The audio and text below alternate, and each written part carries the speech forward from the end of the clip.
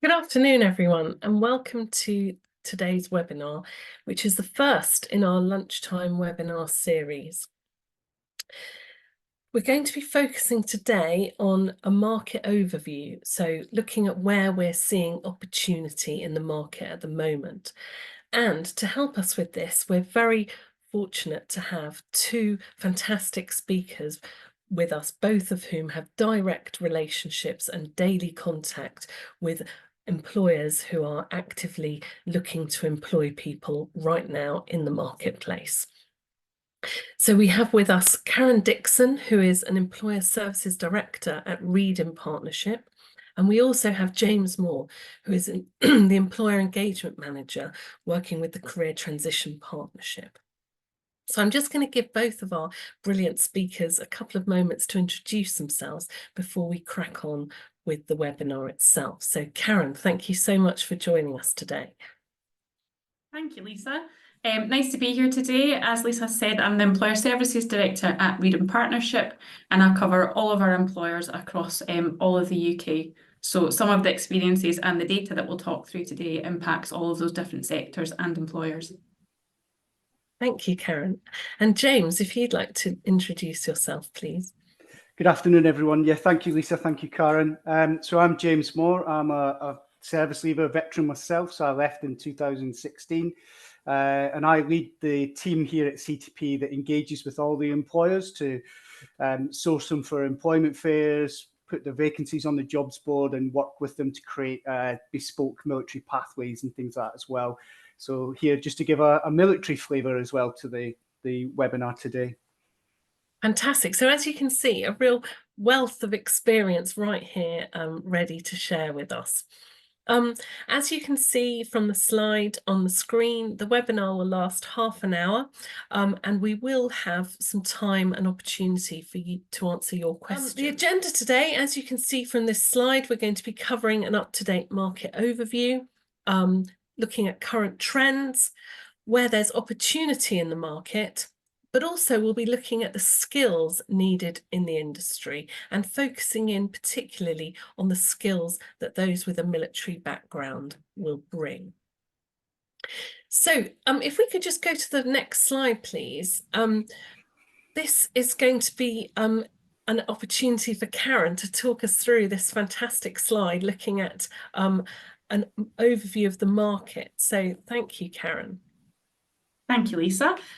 So this just gives you an overview of quite a lot of different sectors and a kind of up-to-date job market overview. You'll see that it covers the last 5 years, and it's probably worth saying that the last 5 years in terms of labour markets have probably been some of the most unpredictable that we've seen. So we obviously had the pandemic as part of that, when lots of people lost their jobs or went through redundancies, and we then saw quite big spikes in 2021, carrying on a little bit into 2022, and probably settled a bit more over the last few years. So I guess when you speak to people who perhaps found jobs over the last 5 years, whatever year they found them in, they might have experienced a very, very different marketplace. What we're certainly seeing now is a reduction in the number of times an employer needs to post to fill a job overall, and that's across all sectors. So that means that it's typically easier for them to recruit, but also for you as people going into potential employment, it is more competitive when you're going for those interviews. So you can see from here, the largest industries that we have are wholesale and retail, human health and social work sectors, which won't be a surprise probably from the current news. There are largest kind of industries, also scientific and technical, admin, accommodation and food services and education sectors are significantly big sectors. In terms of the ones that are growing, overall, we see things in kind of water supply, the waste sector, that's increasing in terms of the number of job vacancies, but it's still quite a small sector. We also see that in accommodation and food services, that's still really peaking, although it took a big drop kind of during the pandemic. Information and communication, public admin and defence, and they grew over 15% since 2019, and that's a trend that's likely to continue. The areas we're seeing declining, you can see on there, the ones that declining are your electricity, gas, mining and quarrying probably isn't a huge surprise. And amongst the kind of larger sectors, we've also seen a decrease in wholesale and retail job postings. We've probably seen a wee bit this year, a bit last year, of potential retailers closing as part of big kind of restructures, or people not being able to in the business world keep up with some of those costs around electricity. It's become much more expensive to have a retail space as well. So that kind of gives you an overview of this slide. James, are you seeing similar things in the employers that you're dealing with? Yeah, absolutely, Karen. We see this replicated across the sort of the jobs board and with the employers we work with, especially in the defence sector. We're seeing quite a bit of growth in the defence sector, and that isn't just your defence specialists or your engineering type roles. That's across the multitude of roles that you would see in this sector as well, which is absolutely fantastic for our people going into this. Yeah, I wouldn't disagree with anything that's there. There's still a lot of sort of turmoil out there. Even we're quite a few years on from Brexit, but there's still a few industries feeling the Brexit pinch as well. And then you've got the other sort of geopolitical effects that unfortunately do affect our jobs and do affect our economy and the growth of some of our industries as well. So yeah, absolutely, I wouldn't disagree with anything that's said there. Great. Next slide, please. And if I could just say, Yeah, of course, Lisa.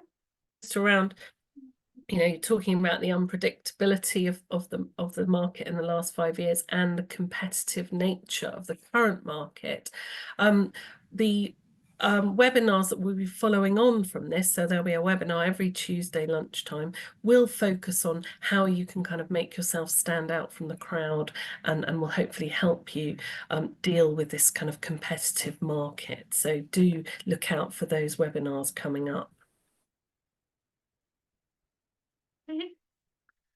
So you will see on this slide, this is basically, we took some of the key sectors that Armed Forces service leavers go into and looked specifically at their trends. So what's really positive in some of the typical roles that we looked at is actually, you'll see from this that they're all growing. So actually a lot of the sectors that you look to go into, we've seen growth over the last 5 years. So we've got management has been quite a big occupational group. We've got lots of different people, lots of different levels within that. You've got administrative professionals, and there's a variety of kind of job opportunities within those ones. Transport and logistics, IT and engineering, that's sports and fitnesses, they've also grown quite a lot in the last 5 years. So that's certainly a really positive thing in terms of the destinations that you're looking to go into, the type of sectors that are growing. And we have seen that quite consistently over the last few years as well. Next slide, please. James, sorry, have you got anything to add? No, I was just going to agree that, when we speak to our employers, one of the things that we're starting to see rise is those employers looking for sort of low-level management and middle management roles. I think, a couple of years ago, there was a lot of restructure and a lot of buzz around, we could get rid of our managers and, have a slimmer, more agile workforce. And they're actually realizing that isn't the case. And so, yeah, we're seeing a rise on those sort of middle managers and low-level management roles coming back to workplaces as well, which, again, is absolutely fantastic because that aligns exactly with the skill sets that you have when you leave the armed forces. Absolutely, definitely. I mean, people are always very keen to leverage their management experience, so that's great news. Great, thank you. So this slide here gives you a kind of current trends overall in terms of the number of unique postings that people are doing within particular sectors. So from my experience, I've done this for over 10 years in lots of different kind of economic climates. And for those of you going into work or looking at different options, there's always different ways that you can get into all of these different sectors. It's just about keeping in mind the market that you're going into. So perhaps in 2021, they had lots and lots of jobs and it perhaps wasn't as competitive. The interview process might not have been the same. What you can see from here is actually the number of unique job postings in all of these roles has decreased, which means that an employer doesn't need to post maybe 6 times to get the number of applications that they need for that job. They only need to post 2 or 3 times. to be able to get somebody for that job. So whilst that's a positive for an employer because it's a good market for them to be able to not have to keep reposting, it does make it more competitive as a candidate going into these situations, because actually they're not having to do as much work to get to the candidates that they need. So you can see from the one on the bottom, that gives you a bit of an overview in terms of the number of job postings per industry, the top ones by occupation. You can see that some of the admin and support services is still really high, so that's still one they're looking for. And the human health and social work activities, one that we would still see as being posted quite a lot is anything related to healthcare and care. You'll probably know from obviously all the news with the NHS, they do need a lot of staff, and that is one of the highest posting organisations as well. And that we would expect to continue to see over the next few years as well. But yeah, it's just about, I guess, bearing in mind what markets it is that you're going into, looking at the different areas, seeing how competitive it is, the areas that you're going into, and I guess keeping your minds open to various different sectors and various different industries in terms of opportunities. James, are you seeing similar things in terms of the competitiveness?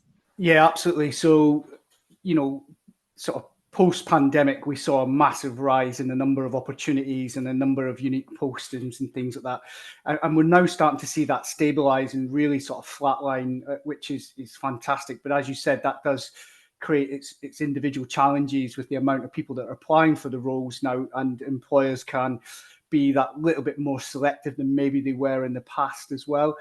So for us, when we look at the employers we work with, so on average, there's about 4,000 active employers on our jobs board, and the main sort of industries that they're coming from, and it's probably no surprise, is engineering, facility management, administration, public services and defence, and then building and construction. That's where we see our most of our vacancies. And again, the roles that we see are a real sort of multitude of roles as well, not necessarily just because it says engineer, and it's not necessarily an engineer they're looking for. It could be an HR specialist or a team leader or project management, something like that as well. So yeah, absolutely. Even though we're seeing less job postings, it has over the last probably 3 or 4 months stabilized quite a bit, which is great news, because it's not going down anymore, which was a bit of a worry before. Brilliant. And James, just a question for you. The jobs that people will see on the Right Job website, are these from employers who are actively seeking people with a military background? Yeah, absolutely. So some of them will be unique to us. So they will give us almost a pre-screening before they'll release it to the general public on the other job boards that they have and things like that. But there's such a skill shortage out there across lots of industries that many companies can't afford to just be unique anymore. But certainly having a military background will stand you in very, very good stead. Many of the job posters are ex-military themselves, so they'll understand sort of where you're coming from as well. And one of the things that we're seeing with technology is they call it tokens. So they can put a token on the job advert, which will identify the applicant as ex-military as well. And again, they'll feed that into their armed forces networks and things like that, which is obviously great news for the people using the jobs board. Fantastic, thank you. And I think if people look on the jobs board, they'll see the fantastic range of employers that you're working with, which hopefully will give them a good idea of where to focus. And in coming webinars, we'll talk about how to leverage your network when you are applying for jobs. So that is a really good tool for you to think about. Great, thank you. Next slide. So this is a really interesting area, and hopefully one that even if you've not heard about it from a skills point of view, you will have heard about it in kind of current affairs. So the green jobs and the green skills market is an area that is kind of talked about in quite a lot of arenas at the moment. So in terms of like future opportunities, future skills gaps, this is going to be a huge area. I think I've heard numbers from over 100,000 jobs being created in this, right up to 600,000 jobs being created. And I guess what we've got here is some of the data in terms of what those predictions are in these jobs. And that's what they are, because actually, when you do hear people talking about green skills and opportunities there's lots of variations in terms of what will be the opportunities. But I think what we definitely know is that there will be lots of this in terms of being able to reach net zero, which is a lot of the government's objectives. They need to be able to have people trained up in all these different areas of skills to make sure that they can reach that target. And regardless of whatever government we have going forward, that is on all of their manifestos. That's exactly what all of them have adhered to. So this will definitely be an area for growth. Within our business, we do have an area that concentrates on environment. So we do have a bit of a kind of insight into what's expected. And there is quite a lot of funding coming towards this green skills area. You'll see there that lots of these are set to increase over the next few years.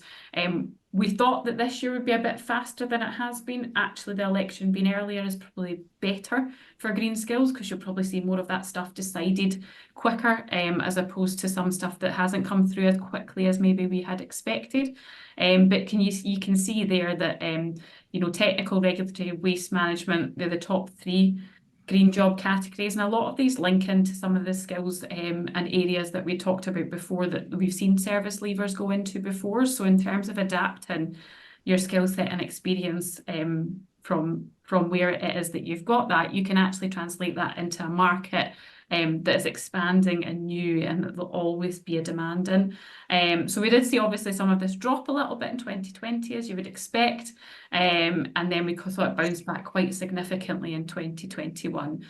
So that renewable energy is a huge focus, and that continued to grow even during the pandemic, and had 4 times more job postings compared to 2019.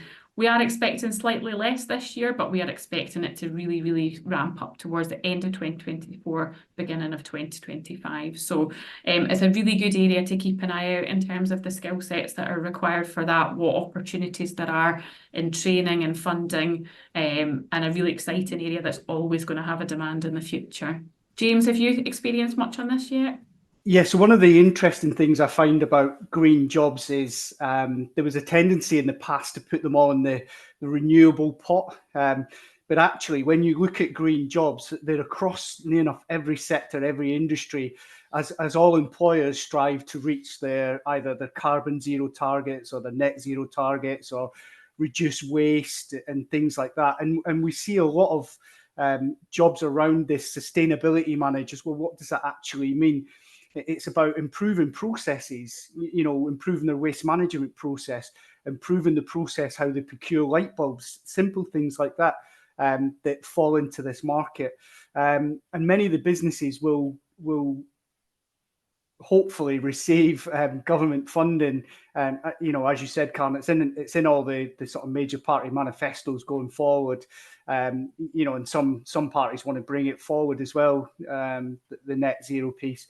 So yeah, it's a very interesting place to be, and definitely if you want to look for roles in these areas, it's looking wider than just the renewable energy market as well. Look across companies as they all sort of look for ways to improve their efficiency, whether that's energy, waste, everything like that. It's a really, really interesting area, and we do see that a lot. Sustainability is the buzzword we're seeing a lot of at the moment. Yeah, I think we were previously discussing that if there was, there's always jobs that are advertised head of sustainability, head of kind of green skills or whatever like that. And actually some of these companies are still not at the stage where they know exactly what they're doing with it, because it's an entirely new area for people to go into. Equally for us as a business, the biggest area we are looking at is the retrofit skills. So even if they did everything else for net zero in the whole of the UK, if we don't retrofit people's houses and how they actually do that, we will not reach net zero. So some of those jobs are actually self-employed and can train up and do it, and some of them are with your housing associations and areas like that. But that's just a small part of what is a huge kind of task getting us to net zero, but an exciting thing to be part of as well. Yeah, absolutely. One of the things we see a lot of is domestic energy assessors. Well, when you dive into it, what does that actually mean? For anybody that's wrote a risk assessment or run a rifle range, which many of us probably have, Well, that's basically what you're doing. You're going into somebody's house and you're assessing how efficient their energy is in the house, and they give you the tools for it. But as you said, you know, the social housing, the council housing, the housing associations that we have, they all need to make savings, and they all need to make their buildings more efficient, which will generate jobs across the whole sectors as well, which it'd be fantastic. Thank you both. I think that's really interesting, how you've brought that to life, really, in terms of, because I hear a lot of people who talk about how they'd love to do something connected to sustainability or renewables, but worry that they lack the specific experience from their military career in those areas. But, you know, I think you've James, you particularly brought that well to life in terms of it's actually about improving processes. It's about applying the skills that people already have, but looking at it through a different lens. Are there any other kind of top tips around that you might offer in terms of people who worry about how they lack experience in these kind of green areas from being in the military? From a military perspective, I think if you've ever held a job in the G4 world, excuse me, I'm ex-army, so I'll use the G prefix. In the G4 world, you're used to looking at how to make things more efficient. You've probably sat on energy boards or you know, procurement boards or things like that. It's how you advertise and how you tailor your skill set and your CV. And to be honest, the employers give you the answers. It's in the job description. It's looking at the job description and mirroring the language in the job description, and thinking how you maybe have done that, and it's quantifying your experience as well. It is probably one of the biggest things, quantifying where you've made that efficiency saving, or how you've improved that process, and how that improving that process has affected the workforce or saved the company money. You know, if we're brutally honest, companies want to save money, they want to make profit, and if you can help them do that, then they'll snap you up. And I thought what Karen said there about some of these organizations, these roles are quite new to them as well. So, you know, but for people out there worrying about their lack of experience, it's about focusing on your skills rather than worrying about that. And I think our next couple of slides are going to be focused on skills, aren't they? So that should be very helpful. Great, thank you. Next slide. So as Lisa said around the skills element, this just gives you an overview in terms of the skills of what people put in their workforce profiles, but also the frequency in the job postings. So that's almost what you're displaying versus what the employer is actually looking for. So you can see there's some various ones here which are slightly different. So like your detail orientated and your problem solving ones are actually quite low in terms of the workforce profiles, but actually there's lots of job postings that are looking for that. So it's how you match that in terms of, I'm sure that you would all have those kind of skill sets. So it's how you match those to what the employers are looking for. And similar kind of on the other kind of table there, if you're looking at that kind of what is it they're looking for in the workforce profiles versus what they've got in the job postings, actually what is it they're looking for versus actually what is it that the participants and the candidates are putting on their profiles. So I know that James is going into this in a bit more detail on the next slide, so I'll leave that up to you, James. Yep. Yep, thank you. So prior to doing this, when I was doing a little bit of research about what our employers that we specifically work with are looking for, I sort of looked on the jobs board, and there was about 6,000, just over 6,500 active listings. And when you drill it down, you can see on the screen in front of you, they sort of skill sets that they're looking for. But one of the most interesting things I found out while I was doing this research was actually there's a huge awareness amongst employers now that there's workforce skill shortages, that they're not going to get these skill sets.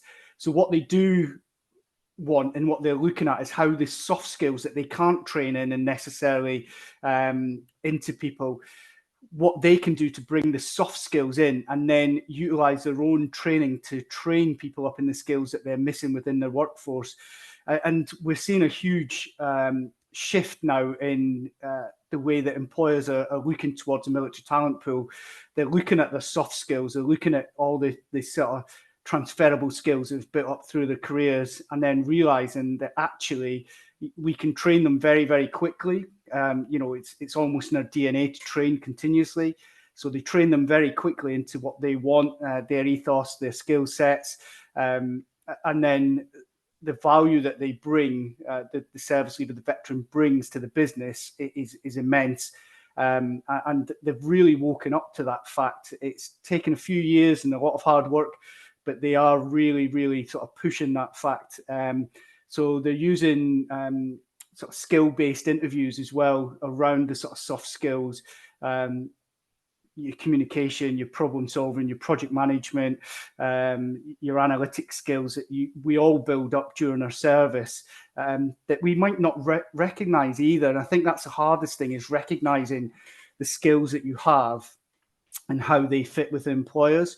And you know, if anybody is struggling, that's why we're doing these webinars as well. And Lisa's team and the Forces Employment Charity team and the CTP teams, that's why we're here. We're here to help you recognise and understand where those skills sit.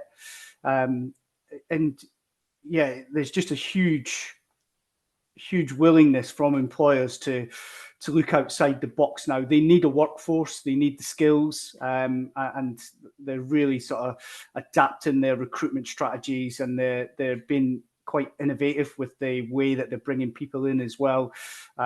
You know, fireside chats instead of interviews now is what we see as well. We've seen a lot of sort of informal chats around your interests, what you do, and they're bringing out all the information they need. That used to be a formal interview as well, which again is fantastic. I don't think I've ever met a service person who doesn't like to chat. So yeah, it sits with us. Anything to add, Karen? No, that's all sound great. And hopefully people have found that really encouraging, because I think, you know, as James says, you know, there are career advisors both with the CTP, or if you left some time ago from the Forces Employment Charity, who will be very happy to sit with you and talk through how to identify your skills. But the skills that are there, the most in-demand skills, absolutely all service leavers will have all of those in abundance, but it's just being able to talk about them and bring them to life on your CV. I also think that what James said about, you know, showing an employer that you've got an appetite for learning, no matter what age you are, you know, or what level you're at, if you can show that you're constantly learning and adapting and absorbing new information, that's going to show them that you can come in and learn their technical skills. But those softer skills are, you know, as James and Karen have both said, they're much harder for employers to necessarily teach people. But luckily for them, the military has done a fantastic job of that. And so anyone who's either been in the military or been connected to military life will be extremely adaptable and have all these kind of communication and teamwork and problem solving skills in absolute spades. So that's really fantastic to hear. Thank you both very much. I'm just encouraging you all. We've got a couple of minutes left if you did have any burning questions to ask our panel. But otherwise, I've just got one question, if I may, and that's around apprenticeships. So we read quite a bit about apprenticeships, and we see them promoted on our jobs boards. But I think a lot of people are a bit put off by that, thinking it's a young person's game, or, you know, for people straight out of school or universities or higher education establishments. You know, who are apprenticeships for, and what relevance do they have to our audience? Yeah, I'd like to pick up on that, if that's all right, Lisa. So yeah, apprenticeships, there's a bit of myth around apprenticeships. I think specifically sorry about that, maybe with our community as well. But but apprenticeships is open to all levels and all age groups as well now, and it's really exciting seeing the investment that employers are putting into the apprenticeship programs that they're running. We've seen lots of really good apprenticeships come on the jobs board from usually your big employers who can draw down the levy better, so your Amazons, your Centricas and things like that. But level 4 management apprenticeship opportunities where the starting wage is about 37,500. You get a degree apprenticeship out of it, and then when you finish your degree, and it's all work-based as well, so you're not necessarily going to university or anything like that. It's all work-based learning, but the end goal is to have a degree in management, whatever company it is, but then you see your wage rise quite significantly as well. But we don't see an awful lot of uptake is the issue that we see, and it's a real shame. So yeah, apprenticeships is for any age, any level now, up to level 7, and I think, you know, it's really sort of utilizing our skills to get on those apprenticeships as well. And a lot of the apprenticeships, they're not looking for GCSEs or O grades, or depending on how long ago you've done your schooling. They're looking for real life experience, real life examples of where you can align your skill set to problem solving or project management or anything like that. So yeah, I definitely encourage everybody to look at the apprenticeship jobs that are going, and there's a Gov website for apprenticeships as well. Yes, there is a lot of entry-level apprenticeships for our school leavers and things, but there is a lot in there as well for any age, and some of the sort of opportunities are absolutely fantastic at the moment. Brilliant. Thank you, James. So as you can see on the slide in front of you, these are our upcoming webinars in the series. So this was the first, and there are 4 in the series. So please do take advantage and sign up for the next 3 webinars that will hopefully help you to fine-tune those fantastic skills that you have, understand how to pitch yourself, how to translate those skills, and then also we'll have a final webinar on the importance of personal development, where we'll also talk about some of the courses and qualifications available to you. So that's all we've had time for today. Thank you so much for joining us, and thank you especially to our fantastic panel, Karen and James. Thank you so much for your time. This webinar has been recorded, so if you missed any of it, or if you'd like to listen to it again, or encourage any friends or colleagues to listen to it, please do. But otherwise, if you wanted to reach out to us and ask any other questions that you didn't have time to today, please do so, and we'll do our best to answer them where we can. But thank you so much for joining us, and we hope you have a wonderful afternoon.